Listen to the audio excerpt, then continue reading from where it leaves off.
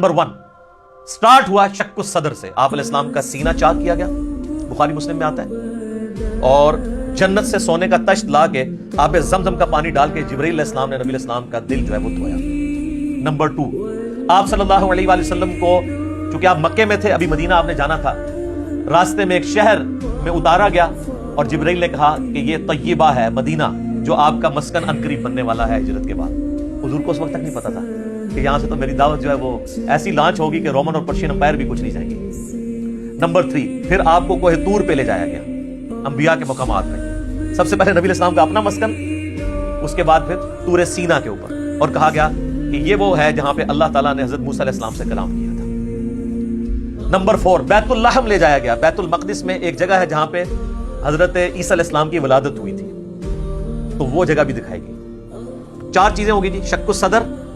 مدینہ شریف دکھایا گیا، طور سینا، بیت اللحم، اور اس کے بعد صحیح مسلم میں آتا ہے قبر موسیٰ دکھائی گئی۔ نبی علیہ السلام کہتے ہیں میں نے سرخ ٹیلے کے پاس موسیٰ علیہ السلام کو ان کی قبر میں نماز پڑھتے ہوئے دیکھا، اور اگر میں گزروں میں تمہیں وہ قبر بھی دکھا سکتا ہوں۔ وہ قائم یصلی فی قبری، وہ کھڑے اپنی قبر میں نماز پڑھ رہے تھے، لیکن یہ معاملہ ہے برزخی، حیات انبیاء کے اوپر یہ ثبوت ہے، لیکن برزخی معاملہ۔ اس کے بعد آپ صلی اللہ علیہ وآلہ وسلم کو بیت المقدس میں انبیاء کی امامت کروائی گئی، 1 لاکھ کے قریب پیغمبروں کو جمع کیا گیا، اور جبرائیل علیہ السلام نے کہا کہ آپ ان کی امامت کروائیں، یہ صحیح مسلم میں آتا ہے۔ اچھا، پھر دجال دکھایا گیا، یہ بھی آتا ہے بخاری مسلم میں، دجال بھی دکھایا گیا۔ پھر آپ علیہ السلام کو آسمانوں کی سیر کروائی گئی، پہلے آسمان پہ آدم علیہ السلام سے ملاقات ہوئی، دوسرے پہ حضرت یحییٰ اور عیسیٰ سے، تیسرے پہ یوسف علیہ السلام سے، چوتھے پہ ادریس علیہ السلام سے، 5ویں پہ ہارون علیہ السلام سے، 6ٹھے پہ موسیٰ علیہ السلام سے، اور 7ویں پہ ہمارے جد امجد سیدنا ابراہیم خلیل اللہ علی نبینا وعلیہ الصلوۃ والسلام سے ملاقات ہوئی۔ اس کے بعد آپ علیہ السلام کو جنت اور دوزخ بھی دکھائی گئی، ٹائم میں ٹریول کروا کے جو مستقبل کا وقت تھا وہ پہلے دکھا دیا۔ لوگ کہتے ہیں ابھی تو لوگ دوزخ اور جنت میں پہنچے نہیں، تو حضور نے کیا دیکھا؟ بھائی اللہ نے وقت، اور آپ یہ دیکھ لیں یہ سب کچھ منظر کتنے زمانے میں طے ہوا ہوگا، لیکن ایک رات میں سب کچھ ہو گیا۔ صرف بیت المقدس اور خانہ کعبے کے درمیان جو فاصلہ ہے اس زمانے میں 40 دن کی مسافت تھی، وہی نہیں طے ہو سکتی تھی۔ اللہ، اسی لیے تو وہ آتا ہے نا المعجم الکبیر طبرانی کے اندر،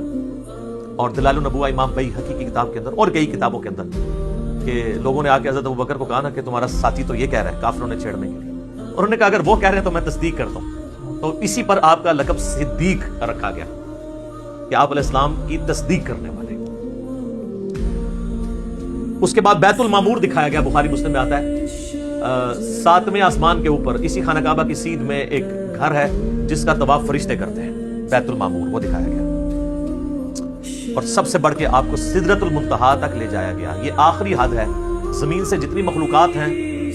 یا فرشتے ہیں وہ بھی سدرۃ المنتہا سے آگے نہیں جا سکتے، اس کا نام ہی ہے انتہا، مخلوق کی انتہا ہے۔ باقی لوگوں نے آگے کہانیاں بنا لی ہیں کہ جی نبی علیہ السلام سدرۃ المنتہا سے بھی آگے چلے گئے، بالکل جھوٹ ہے، یہ آپ کی انتہا تھی۔ سدرۃ المنتہا ہی پہ اللہ تعالیٰ کی ملاقات ہوئی اپنے محبوب علیہ السلام کے ساتھ، اور سورۃ النجم میں اس کا ذکر ہے، وہاں پہ اللہ تعالیٰ نے وحی بھی کیا آپ علیہ السلام کو۔ صحیح مسلم میں آتا ہے کہ 3 چیزیں آپ کو وہیں پہ عطا ہوئی۔ نمبر 1 5 نمازیں، وہ ڈیٹیل بخاری مسلم میں آتی ہے کہ 50 تھی، کم ہوتے ہوئے موسیٰ علیہ السلام کے پاس جب وہ آتے تھے نا 6ٹھے آسمان کے اوپر، تو کہتے تھے حضرت زیادہ ہے، کم کروائیں، ایک پھیرے ہی بس اور لگنا تھی، کو نہیں لگا، ورنہ وہ 5 کم ہوتے 5 تک رہ گئی۔ پھر اس میں الفاظ ہے بخاری مسلم میں، اللہ نے کہا کہ میرا قول بھی نہیں بدلے گا، تمہاری امت پڑے گی 5، سورۃ الانعام میں ہے کہ ایک نیکی 10 کے برابر ہے، تو میں ان کو ثواب 10 کا ہی دوں گا، ایک کے بدلے 10 کا، تو نمازیں 50 کے ثواب ملے گا 5 کے گیج۔ دوسرا تحفہ دیا گیا سورۃ البقرہ کی آخری 2 آیات، صحیح مسلم میں آتا ہے، آمن الرسول بما انزل الیہ من ربہ والمؤمنون۔ سر یہ 2 آیات وہ ہیں جو اس دنیا میں نازل نہیں ہوئی ہیں، آسمانوں پہ نازل ہوئی ہیں، آسمان سے آسمانوں پہ نبی علیہ السلام کے مبارک سینے میں۔ اور صحیح مسلم میں آتا ہے کہ تیسری چیز جو آپ کو دی گئی کہ آپ کا جو کوئی امتی شرک نہیں کرے گا نا میں اسے معاف کر دوں گا۔